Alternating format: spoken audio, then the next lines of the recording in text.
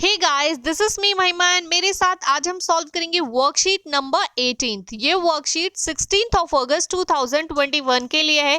Class 9 Hindi की worksheet हम solve करने जा रहे हैं, तो चलिए जल्दी से शुरू करते हैं आज की वर्कशीट।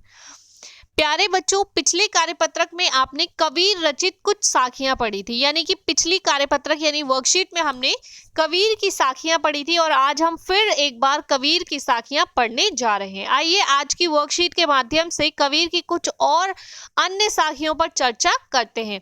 यानी पिछली वर्कशीट में हमने कबीर की 2 साखियां पढ़ी थी और आज हम कबीर की 3 और साखियां पढ़ने जा रहे हैं। तो चलिए शुरू करते हैं।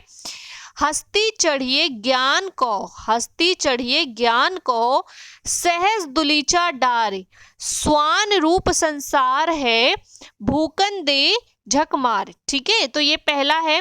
और दूसरा है पखा पखी के कारणे, पखा पखी के कारणे सब जग रहा भुलान, निरपक होई के हरि भजे, निरपक होई के हरि भजे, कोई संत सुजान। ठीक है। And third one is Hindu मुआ राम कही मुसलमान खुदाई, हिंदू मुआ राम कही मुसलमान खुदाई, कहे कबीरा सो जीवता, जो दुहू के निकट ना जाई। ठीक है, तो बहुत इंटरेस्टिंग 3 हमने पढ़ी है साखियां। चलिए इनके भावार्थ को भी जान लेते हैं।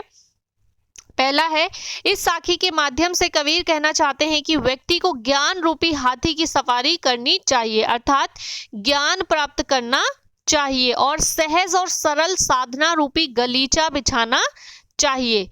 संसार की तुलना स्वान अर्थात कुत्तों से की गई है, जो आपके ऊपर भौंकते रहेंगे, जिसे अनदेखा कर चलते रहना चाहिए। एक दिन वे स्वयं झक मारकर अर्थात अपना समय बर्बाद कर चुप हो जाएंगे। यानी कि जब आप जीवन में आगे बढ़ने लगते हैं, कुछ अच्छा प्राप्त करने की कोशिश करते हैं, बहुत से लोग उसमें रोड़ा उत्पन्न करते हैं, आपको बहुत सारी तरह की बातें बोलते हैं और आप उनकी बात सुनकर अगर रुक जाते हैं तो जीवन में आप कभी भी सफल नहीं हो पाते। तो आपको क्या करना है, उनकी बात को अवॉइड करना है और जीवन में आगे बढ़ते रहना है, तो तभी आपको एक दिन जीवन में सफलता प्राप्त होती है। जैसे कि गली में अगर हम निकल रहे हैं और कुत्ते भौंक रहे हैं, तो वो भौंकते जाएंगे और अगर आप तुरंत आप अपने काम में लगे हुए आप चलते जा रहे हैं, तो वो एक टाइम बाद वो थक जाएंगे और चुप हो जाएंगे। बिल्कुल इसी तरीके से अगर आप जीवन में आगे बढ़ना चाहते हैं, तो कबीर जी कहते हैं कि आपको ज्ञान प्राप्त करना है और ज्ञान को प्राप्त करते रहिए। कोई कुछ भी कह रहा है उसको कहने दीजिए, एक दिन ऐसा आएगा कि वो लोग अपने आप चुप हो जाएंगे। सेकंड हमने पढ़ा था पखा पखी के कारणे, तो उसका मीनिंग देख लेते हैं।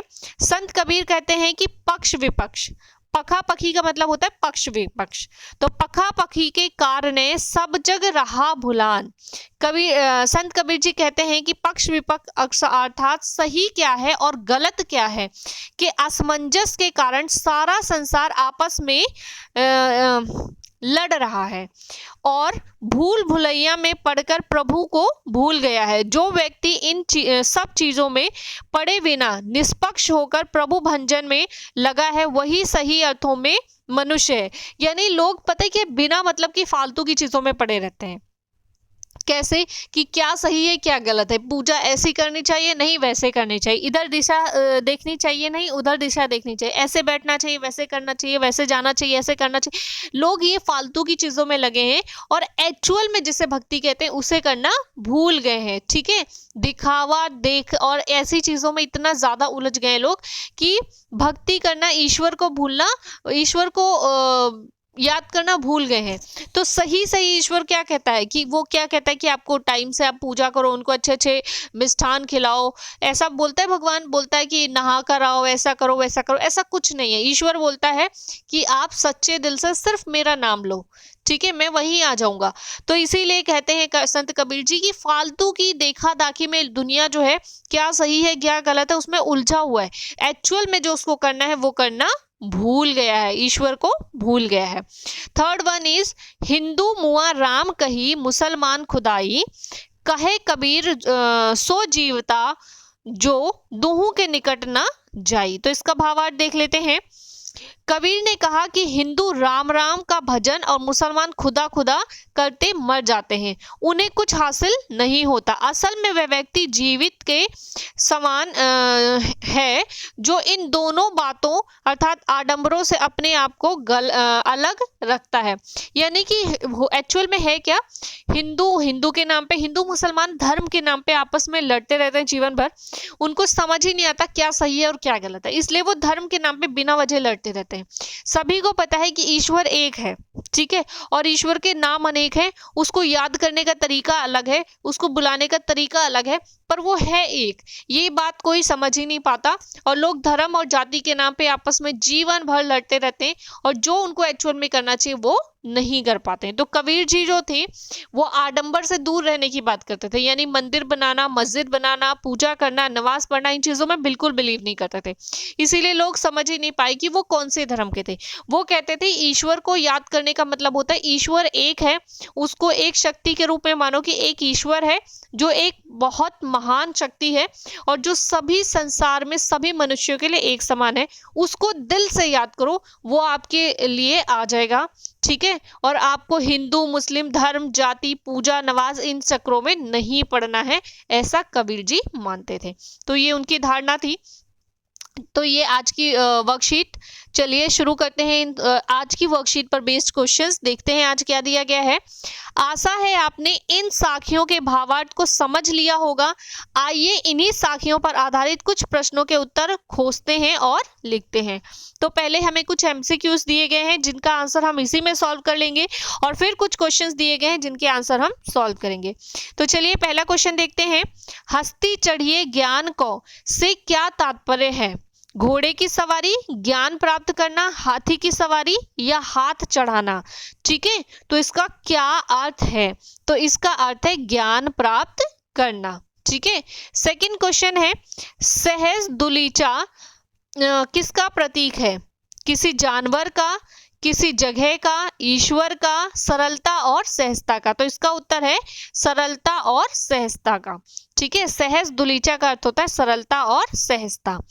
थर्ड वन इज, यहाँ झक मारना से क्या तात्पर्य है? तो इसका अर्थ है, आपको चार ऑप्शन दिए हुए, किसी को पीटना, किसी को भला बुरा कहना, समय बर्बाद करना, उपयुक्त में से कोई नहीं। तो इसका करेक्ट ऑप्शन है समय बर्बाद करना। झक मारना मीन्स समय बर्बाद करना। क्वेश्चन नंबर 4 है, यहाँ पखापकी से क्या अभिप्राय है? और फिफ्थ है, दूहू के निकट ना जाई से क्या आशय है? तो ये है हमारे आज के सभी क्वेश्चन। चलिए शुरू करते हैं इन सभी क्वेश्चंस के आंसर। तो आज के पहले 3 प्रश्न सॉल्व करने के बाद अब हम आ गए हैं क्वेश्चन नंबर 4 पे। क्वेश्चन नंबर 4 है, यहाँ पखापकी से क्या अभिप्राय है? इसका उत्तर देख लेते हैं। यहाँ पखापकी का अर्थ है पक्ष विपक्ष, अर्थात लोग क्या सही है क्या गलत है जानने की होड़ में एक दूसरे से लड़ रहे हैं। आपको पता है ना, दुनिया में एक दूसरे को लोग सही और गलत साबित करने के पीछे ही पड़े रहते हैं। क्वेश्चन नंबर 5 है, दूहू के निकट न जाई से क्या आशय है? उसका उत्तर है, दूहू के निकट न जाई का अर्थ है आडंबरों से दूर रहना, अर्थात हिंदू जीवन भर राम राम तथा मुस्लिम खुदा खुदा करता रहता है तथा जीवन में कुछ हासिल नहीं कर पाता। लोग बिना वजह धर्म के नाम पर जीवन भर लड़ते रहते हैं। तो हमें इन आडंबरों से दूर रहना चाहिए, यही संत कबीर जी कहना चाहते हैं। तो ये है आज की हमारी वर्कशीट जिसे हमने कंप्लीट कर ली है, सभी क्वेश्चंस के आंसर कर लिए हैं। आई होप आपको समझ भी आए होंगे। तो अगर आपको वीडियो पसंद आती है तो वीडियो को लाइक शेयर और चैनल को सब्सक्राइब करना बिल्कुल ना भूलें।